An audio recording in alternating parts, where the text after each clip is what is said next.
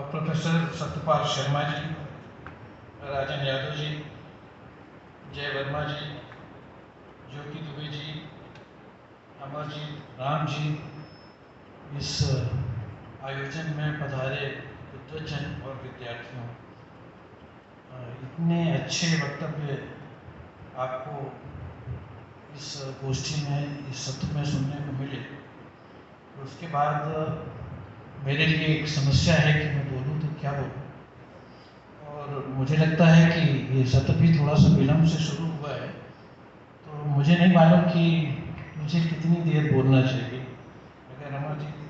बता सकें तो मुझे अपने वक्तव्य को संयोजित करने में सुविधा होगी। तो लेकिन मैं कोशिश करूंगा कि आपके धैर्य की परीक्षा में क्यों यथासंभव जितने कम में बोला जाए वो बेहतर होता है। इसलिए मैं प्रयास करूंगा कि अपनी बातों को संक्षेप में और सूत्र रूप में आपके सामने रखूं। सबसे पहले तो जैसा कि इस सत्र में आपने सुना और जैसी अपेक्षा थी प्रोफेसर सत्यपाल शर्मा जी से, उन्होंने बहुत ही गंभीरता से भक्ति के उस आयाम को उद्घाटित किया जिसका संबंध एक तरह से राजनीतिक परिदृश्य के ठीक विपर्य के रूप में दिखाई देता है कि अगर राजनीतिक स्तर पर संघर्ष प्रमुख है तो भक्तिकालीन साहित्य के अंदर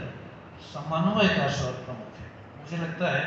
कि ये बहुत ही महत्वपूर्ण बात उन्होंने रेखांकित की और उससे ये भी समझने में सुविधा होती है कि समाज में जो कुछ हो रहा है साहित्य उसकी सीधे सीधे यथावत पुनर्प्रस्तुति नहीं करता है, वो अपने ढंग से उसका एक क्रिटिक भी रचता है, उसकी आलोचना भी करता है। तो भक्तिकालीन साहित्य अपने समय के सामाजिक राजनीतिक परिदृश्य का सिर्फ प्रतिबिंब नहीं है, उसकी आलोचना भी है। मुझे लगता है कि एक महत्वपूर्ण ये दृष्टि सत्यपाल जी ने भक्तिकालीन साहित्य के अध्ययन के प्रसंग में प्रस्तुत की, जिस पर हमारे विद्यार्थियों को, शोधार्थियों को अवश्य गंभीरता से ध्यान देना चाहिए। राजन यादव जी ने अपने बड़े प्रभावशाली वक्तव्य में उस बात की ओर मेरा ध्यान आकृष्ट किया जिसकी तरफ अन्यथा शायद मेरा ध्यान नहीं जाता, और वो ये कि सामान्य रूप से हम भक्तिकालीन कवियों को सिर्फ कवि के रूप में देखते हैं कि वो कवि थे। ये आंशिक सच भी नहीं है, क्योंकि कोई ऐसा भक्तिकालीन कवि नहीं है जो सिर्फ कवि। उनके तीन रूप बहुत ही प्रमुख हैं। एक तो वो है जिसके रूप में आजकल हम उनका जिक्र करते हैं कि वो कवि है, लेकिन हम ये भूल जाते हैं कि वो एक संत या भक्त भी है। तो कवि के साथ साथ वो संत और भक्त भी, लेकिन उससे भी बड़ा जो पक्ष है उनका, जिसकी प्रायः अब हम चर्चा नहीं करते हैं, उसको भुला दिया गया है, वो ये है कि वो गायक भी है। कवि, भक्त और गायक, इन तीन रूपों में मुझे लगता है कि भक्तिकालीन कवियों को देखना चाहिए, और राजन जी ने गायक वाला जो रूप है उसकी तरफ हमारा ध्यान आकृष्ट किया। आप जानते हैं कि सूरदास ने तो स्वयं कुछ लिखा नहीं, वो तो गाते थे, और बाद में उनकी रचनाओं का संकलन होता चला गया और उसमें वृद्धि भी होती चली। इसी तरीके से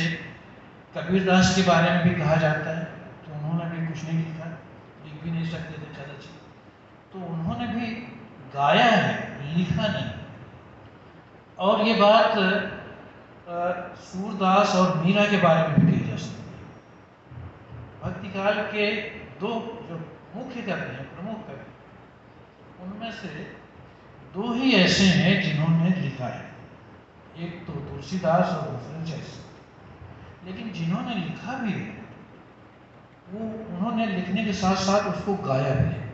तो कवि और गायक एक साथ हैं, और इसीलिए पुरानी पांडुलिपियों, हस्तलिखित पांडुलिपियों को अगर आप देखें तो उसमें इन कवियों की रचनाओं के साथ उस राग का भी उल्लेख मिलता है कि इस रचना को,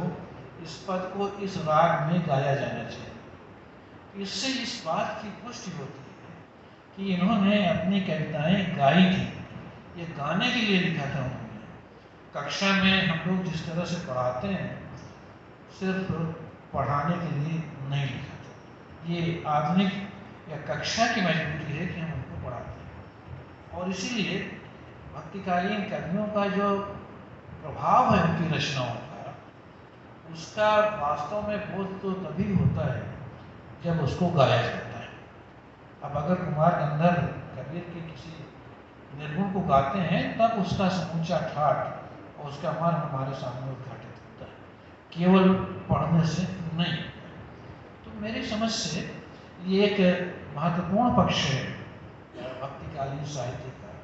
कि उसको सिर्फ कविता के रूप में न देखा जाए, उसका संगीत से, गायन से जो बहुत गहरा संबंध है, उसको भी हमें अपने शोध और अध्ययन के दायरे में रख कर विचार करना चाहिए। तो दूसरी चीज़ मैं भक्तिकालीन कवियों के संदर्भ में या भक्तिकालीन साहित्य के अध्ययन के संदर्भ में दिमाग में आ गई, वो ये है कि भक्तिकालीन कविता का अपने समय और समाज के साथ जो संबंध है, उसको हम किस रूप में देखें। मुझे लगता है कि कम से कम 3 रूपों में तो अवश्य देखना चाहिए। एक तो वो जहाँ वो सीधे अपने समय और समाज की किसी परिघटना को अपनी रचना का विषय बनाते हैं, उससे सहमत होते हैं या सहमत होते हैं, लेकिन मुख्य चीज़ ये है कि उनकी रचना में उनके समाज की बातें और समाज की चेतना किस रूप में आती है। दूसरी बात, और मुझे लगता है कि वो उससे भी ज़्यादा महत्वपूर्ण है, कि और कि इस सत्र का विषय ही ये है शायद, कि लोक परंपरा से भक्तिकालीन साहित्य का क्या संबंध बनता है, इस पर शायद इस सत्र में हम लोगों को विशेष रूप से विचार या चर्चा करनी थी। तो ये देखने की चीज़ है कि हमेशा भक्तिकालीन साहित्यकार, रचनाकार सिर्फ अपने समाज से सीधे संबोधित नहीं होते। कई बार वो लोक परंपरा में जो चीज़ें पहले से चली आ रही, प्रचलित हैं, जिसको आजकल हम समझने की सुविधा से लोक साहित्य कह सकते हैं आज की भाषा में, उसको उठाते हैं और उसको फिर अपनी तरह से समृद्ध करते हैं और अपनी रचना का विषय बनाते हैं, जिसके बारे में बताने की ज़रूरत नहीं है। लेकिन रामचंद्र शुक्ल ने भी लिखा था और हजारी प्रसाद द्विवेदी ने भी लिखा है कि लोक और शास्त्र का भक्तिकालीन साहित्य के संबंध में जो संदर्भ बनता है, वो बहुत ही महत्वपूर्ण है। दोनों के बीच जो आदान प्रदान है, वो एक गंभीर अध्ययन और शोध का विषय है, जिस पर कुछ काम तो हुआ है। लेकिन मुझे लगता है कि हम कहते तो ज़रूर कि लोक परंपरा से, लोक साहित्य से भक्तिकालीन रचना का संबंध, लेकिन उसके साक्ष्य उपस्थित कर उसको दिखाने का, पुष्ट करने का काम हम प्राय नहीं करते। यद्यपि आज खुशी है कि राजेंद्र यादव जी ने ये काम काफ़ी हद तक किया, और उससे हम लोग सीख सकते हैं कि कैसे लोक परंपरा में जो चीज़ें चली आ रही हैं, उनको भक्तिकालीन कवि कैसे उठाते हैं, उसको समृद्ध करते हैं, जैसे अंग्रेजी में कहते हैं वैल्यू एडिशन करना, और फिर उसको एक ज़्यादा ऊंचाई प्रदान करते हुए एक नई रचनात्मकता में रूपांतरित करते हैं। अब जैसे ये भी एक लंबा विषय है, उसके विस्तार में जाना फिर उचित नहीं होगा, लेकिन कुछ चीज़ें तो न भी चाहें तो ध्यान हमारा खींचती है। जैसे अगर तुलसीदास की वो छोटी सी पुस्तक है, कुछ ही पृष्ठों की, राम लला नैछुक, जिसकी चर्चा हम प्रायः नहीं करते हैं। समूचे तुलसी साहित्य में उनके समय का समाज और लोग उनकी रचना में तो मिलता ही है, और जिसकी तरफ उचित ही लोगों ने ज्ञान आकृष्ट किया है। लेकिन कई बार इस तरह के लोक परंपरा के, लोक साहित्य के संदर्भ सीधे सीधे मिलते हैं भक्तिकालीन कविता में, जिसके एक उदाहरण के रूप में तुलसीदास का राम लला नैछुक का जिक्र किया जा सकता है, जिसका संबंध कहने की ज़रूरत नहीं कि लोक परंपरा से है जो अभी भी चलता है। इसी तरह से अगर आप देखें तो कबीर के नाम पर जो रचनाएं, और जो बात मैं कह चुका हूँ कि कबीर ने क्या लिखा, और फिर लोक परंपरा में कबीर, और कबीर के लिए नहीं बल्कि सूरदास के लिए भी और मीराबाई के लिए भी बात कही जा सकती है, और सच है, इस पर उन्होंने काम किया है कि एक, जिसे आप अंग्रेजी में सिग्नेचर कहते हैं, यह एक परंपरा है कि अगर इस तरह का आप कोई रचना लिखते हैं तो उसको आप कबीर के नाम पर चला दीजिए, या उसको आप सूरदास के नाम पर चला दीजिए, या मीरा के नाम पर चला दीजिए, वो उनकी मान लीजिए। इस पर भी विद्वानों ने काम किया है, शोध किया है, और पुरानी पांडुलिपियों के क्रमवार अध्ययन के द्वारा ये स्थापित किया है कि इन रचनाकारों की रचनाओं में कालक्रम के अनुसार वृद्धि होती है। उससे भी ये साबित होता है कि इस प्रकार की रचनाएं दूसरे लोग करते थे, बनाते थे, और उसको इन कवियों के नाम पर चला देते थे। इसीलिए काल के विस्तार के साथ आगे समय जैसे जैसे बढ़ता है उसके साथ इनकी रचनाओं की संख्या भी बढ़ती रहती है। अब वो चाहे सूरदास हो, चाहे वो कबीर हो, या चाहे वो मीरा हो, इनके बारे में ये बात दिखाई पड़ती है। इस पर लोगों ने काम भी किया है और वो उसके साक्ष्य मौजूद हैं, इसलिए उसको विस्तार में जाने की जरूरत नहीं। लेकिन जैसे मैं कह रहा था कि अगर आप कबीर के बारे में सोचें तो निर्गुण की परंपरा तो अभी भी हमारे यहाँ मौजूद है। तो इससे कम से कम ये समझने में तो मदद मिलती है कि कबीर ने लोक परंपरा में पहले से चली आ रही निर्गुण की परंपरा को अपनी रचना का विषय बनाया होगा, और उसको और ज़्यादा समृद्ध बनाकर ज़्यादा उच्चतर सृजनात्मकता के रूप में प्रस्तुत किया होगा। इसी तरीके से अगर आप सूफी प्रेमाख्यान काव्यों को देखिए तो उसमें जो कथाएं हैं, उसमें मुल्ला दाऊद के चंदान से लेकर के सारे रचनाकारों के बारे में आप भी कह सकते हैं कि वो कथाएं लोक में पहले से प्रचलित कथाएं थी, जिनको इन सूफी रचनाकारों ने उठाया और फिर अपने ढंग से उसको रूपांतरित किया, उसे समृद्ध किया, और ज़्यादा बड़ी रचनात्मकता के रूप में एक आख्यान बना करके प्रस्तुत किया। तो इसलिए ये जो संदर्भ और जिन पर जितना अपेक्षित कार्य होना चाहिए कदाचित वो नहीं हुआ है, कहते ज़रूर हैं हम, लेकिन उसके लिए जो साक्ष्य उपलब्ध है उसको सामने रखकर इन भक्तिकालीन कवियों की रचनात्मकता को देखने का जो काम वो जिस स्तर पर होना चाहिए था वो नहीं। अब ये भी देखने की चीज़ है कि जो अलग अलग पहचाने हैं और जिनको हम भक्तिकाल के संदर्भ में रखते हैं, वो चाहे धार्मिक पहचाने हों चाहे वो जाति की पहचान हो, उनका क्या स्वरूप भक्तिकाल में वैसा ही रहा होगा जैसा आज है। मुझे लगता है कि इस पर भी थोड़ा सा ठहर कर विचार करना चाहिए, क्योंकि तब के समय में और आज के समय में बहुत बदलाव आ चुका है। इसलिए चाहे वो जाति की पहचान हो, चाहे वो धर्म की पहचान हो, चाहे इनके पारस्परिक संबंधों का प्रश्न हो, उसको आज की दृष्टि से, आज की नज़र से हम देखते हैं तो शायद हम उस चीज़ को नहीं देख पाते जिसका संबंध भक्तिकाल के दौर से रहा हो। इसलिए इस पर भी थोड़ा सा विचार करने की ज़रूरत है कि ये पहचाने क्या उस दौर में भी वैसी ही थी जैसी कि आज है, शायद नहीं थी। इसीलिए जितने आराम से, चाहे वो कबीर ही नहीं तुलसीदास ही क्यों ना हो, वो बहुत सारी बातें कह लेते हैं, आज के दौर में हमारे लिए कहना मुश्किल है, चाहे हम उससे सहमत हों या असहमत हों। आज के दौर में हम इतने समझदार हो गए हैं, या हम राजनीतिक रूप से इतने संवेदनशील हो गए हैं कि मन में हमारे भले ही कुछ हो, लेकिन हम कहते वही हैं जो राजनीतिक रूप से हमें सही लगता है। उस दौर में शायद इस प्रकार का दबाव नहीं था, इसीलिए तुलसीदास के यहाँ भी आप देखिए तो बहुत सारी बातें आपको ऐसी मिल जाती हैं जो राजनीतिक रूप से सही नहीं है, लेकिन फिर भी तुलसीदास उनको कहते हैं क्योंकि उस दौर में इस प्रकार का दबाव नहीं। धार्मिक पहचानों के संदर्भ में भी अगर आप देखिए तो चाहे वो कबीर हो या जयसी हो या दूसरे रचनाकार,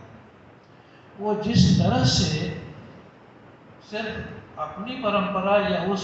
पहचान से जिससे उनका संबंध बनता है उसी की आलोचना नहीं करते हैं। वो दूसरी परंपरा के रचनाकारों से और दूसरी परंपरा की जिस प्रकार से आलोचना करते हैं बिना किसी डर के, वो आज कर पाना संभव नहीं। तो इससे भी मुझे लगता है कि मेरी इस बात की पुष्टि होती है कि उस दौर में ये पहचानें इतनी ज़्यादा एक्सक्लूसिव नहीं थी, बड़ी ढीली ढाली पहचानें थी। उनमें पारस्परिक संघर्ष के साथ साथ जुड़ाव के तत्व भी इतने गहरे थे कि आप आराम से दूसरे की आलोचना कर सकते थे। अब जैसे मैं याद करूं तो महाराष्ट्र में भक्ति काल के जो 4 प्रमुख कवि हुए, उसमें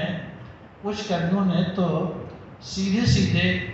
हिंदू तुर्क संवाद नाम से पूरा का पूरा प्रबंध ही है महाराष्ट्र के कवि ने लिखा, और उसमें उन शब्दों में दोनों परंपराओं की आलोचना की है, जिन शब्दों में आज आलोचना करना असंभव ही नहीं है, बल्कि उसको लिख देने पर भी संघर्ष भड़क सकता है। तो खैर, तो इसलिए जिसको हम भक्ति काल का दौर कहते हैं और भक्ति काल का समाज और उस दौर की सामाजिक धार्मिक परंपराओं को जिस रूप में हम आज देखते हैं, उसके बारे में भी हमें मुझे लगता है कि नए सिरे से विचार करना चाहिए। और इसीलिए 20 नहीं लगभग 40 वर्ष के दौरान 1980 के आसपास साहित्य ही नहीं,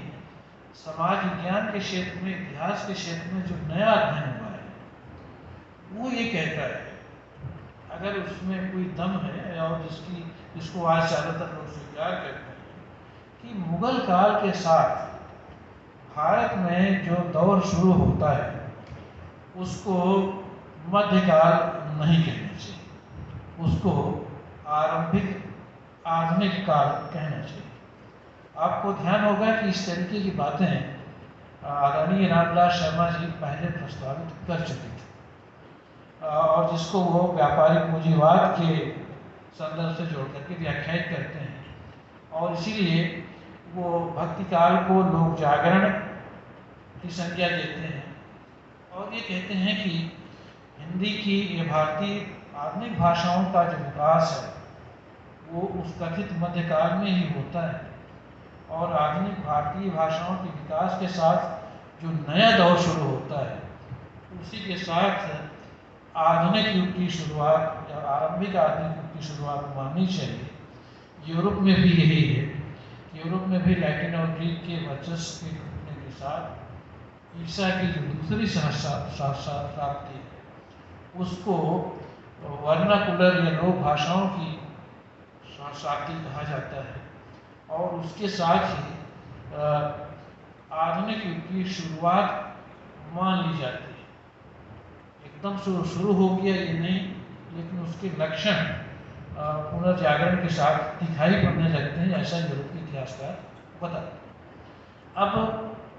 भारत के संदर्भ में जो इधर, जैसा कि मैंने कहा कि 1980 के बाद जो काम हुआ है भारत के इतिहास के बारे में इतिहासकारों ने जो काम किया है, और उसमें बहुत प्रसिद्ध विश्वविख्यात इतिहासकार हैं जिनका नाम लेने की शायद आवश्यकता नहीं, लेकिन वो इस बात पर जोर देते हैं कि जिसको भारत में मध्यकाल कहा जाता रहा है, ये अंधकार काल कहा जाता रहा है, वो मध्यकाल वास्तव में यूरोप के लिए तो सही है,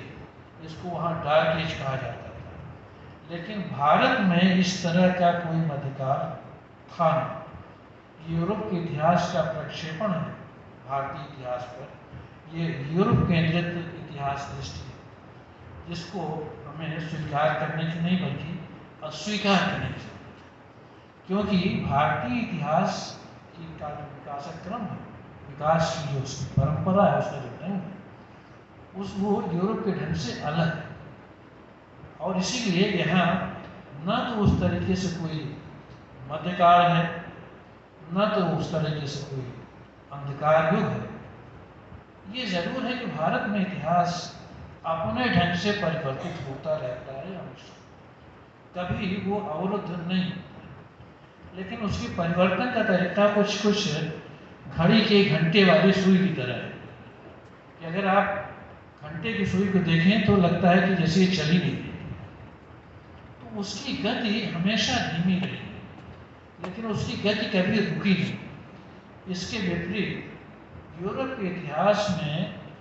कभी कभी गति बहुत तेज हो जाती है और कभी एकदम रुक जाती है, और इसीलिए वहाँ पर उस प्रकार की क्रांतियों या बड़े परिवर्तन की आवश्यकता पड़ती है।